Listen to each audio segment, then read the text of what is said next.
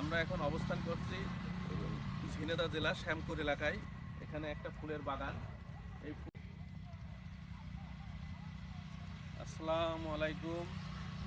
আমরা এখন অবস্থান করছি ঝিনেদা জেলা শ্যামপুর এলাকায়। এখানে একটা ফুলের বাগান।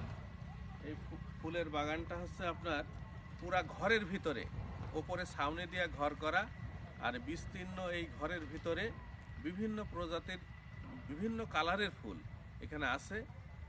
তো ফুলগুলো এত সুন্দর করে তৈরি করা হচ্ছে যা আমরা দেখে খুব মনোমুগ্ধ হয়ে গিয়েছি।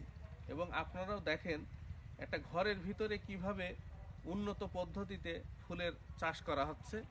এই ফুলগুলো দেশের বিভিন্ন এলাকায় এরা রপ্তানি করে থাকে এবং বিক্রি করে থাকে। এই ফুলগুলো হয়তো আমরা 20 টাকা, 50 টাকা, 100 টাকায় কিনতে পাই, কিন্তু এই ফুলগুলো যে কত সুন্দর পদ্ধতিতে চাষ করা হচ্ছে এটা না দেখলে বিশ্বাস করা যায় না।